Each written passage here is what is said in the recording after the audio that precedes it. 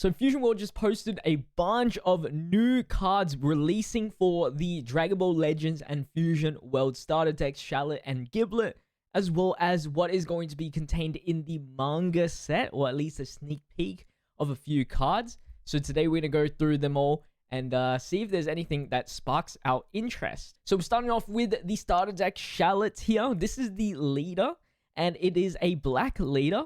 So Shallot on the front side is an activate main, 4 energy spent. You can play up to 1 battle card with a 10k combo power and say in its special traits from your hand. It doesn't seem as cost restricted. You can play like a 20x cost if as long as it has a 10k combo. You can technically play a super combo with this as well. And then it can be flipped over at 4 life and drawing a card.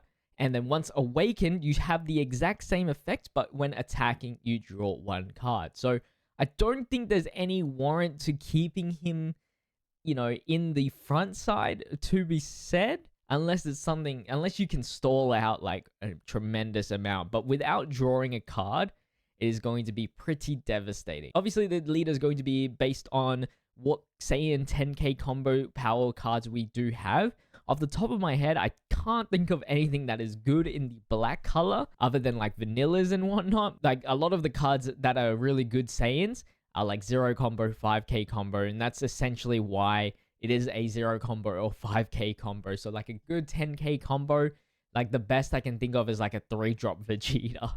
But the art is obviously amazing. It is coming from the Dragon Ball Legends mobile game if you do play it. Then we have the other starter deck, which is Giblet, his twin brother. This is a green leader. When attacking, draw 1 card on the front side and awakens at 4 and drawing a card. Then on the awakened side, we have when attacking, draw 1 card. Activate main once per turn. Place 1 of your energy into the owner's drop. If you have 2 or less energy, add up to 2 battle cards from your drop to the owner's energy. Then if you add a card to its owner's energy during this turn, place that card into the owner's drop instead. It is very interesting. Essentially, you want to be awakened at 3 energy marks. So you want to be as fast as possible getting to this, because then you do get 2 extra energy. And then that last effect just pretty much means you can't ramp further on that turn. It feels like Cell, where you get that free ramp, but then it's so quicker. It's so much quicker, but I don't know how I feel about it. Unless the deck wants you to be at like 4-3 energy like Vegeta, I just don't see this being anything too special. Now, we do have some cards revealed for the deck. So we have this Vegeta, Margin Vegeta from the Shallot deck. Of course, it is going to be a 10k combo Saiyan, so it's a 6 cost. So it's pretty much just locking it out of other black decks for the time being. I mean, you could play it, but yeah, I don't think it's worth it. Activate main, KO this card in the battle area. Choose up to 2 battle cards with the cost of 4 or less in your opponent's battle area and KO them. So like you can, like technically it is the Soul Punisher with a body, but it costs so much more. It does look really good though. It is an amazing art. Then we have this comment. I just realized these are comments. Common Kid Buu. I believe all of the cards that are going to be in the starter deck are all foil. I think that's what they said. But this 4-cost Buu, 5k combo, 25k power. On play, discard 1 card from your hand and place 2 of your energy into the owner's drop. Add the top card of your deck to your life. Then add up to 1 battle card from your drop to the owner's energy. So it's just an interesting way of healing by discarding, but then the discard card can go back into the drop energy. It is weird. It is just a heal at the end of the day. I could see this getting used to some degree everywhere else, but I think at the end of the day, it does neg 1 extra energy down.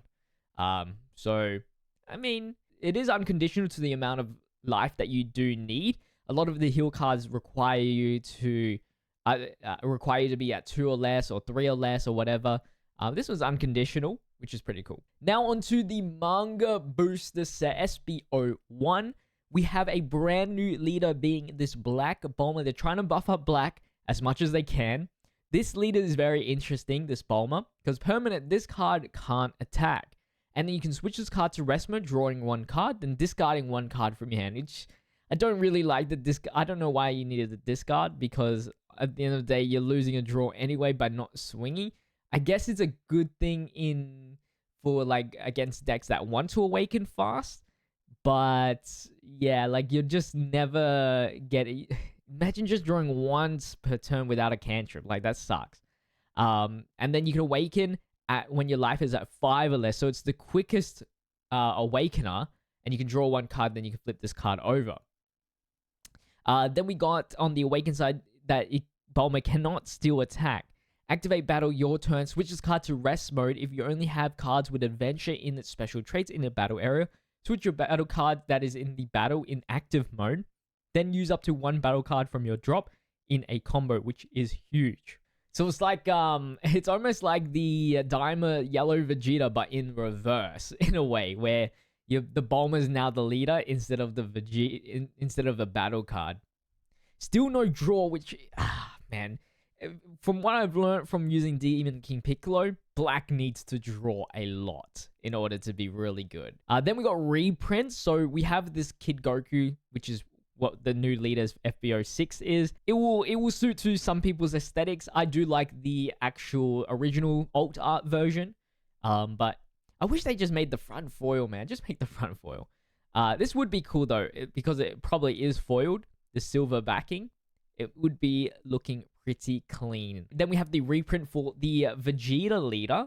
This one looks really nice as well. Then we got some new cards coming out in the set. So we have this 3-cost Black Roshi and this 3-cost Krillin. On play, add up to 1 card from your life to your hand. The Roshi does. And then activate battle your turn once per turn. If your leader has adventure in its special traits, this card in the battle area, you can use a card from your drop in a combo during this turn and draw 1 card. So Roshi is going to allow you to draw that extra bit of card. Of course, Self-Awaken as well. It's going to provide that extra pressure. Of course, it's locked into the Bulma leader. Krillin here is a permanent if your leader has adventure in its special traits. This card is in a battle and you have a card in your combo area. This card gains critical and 5k power. And then it's also a Self-Awaken, a 10k combo as well. Then we got some blue cards. We got Scissors Paper Rock reprints here, rare. So it's not even like an upgraded like rarity or anything like that. Your cards, of course, we know what Scissors Paper Rock does. But then we have a new one. We got Kamehameha Full Power.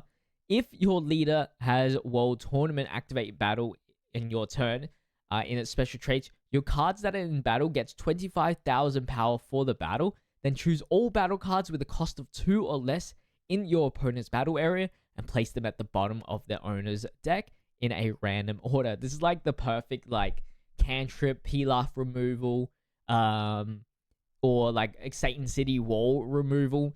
This is going to be a really important card, I think, overall, if you're running the Kid Goku. Then some green stuff. We have the reprint for Artificial Full Moon. And then a new Nappa here.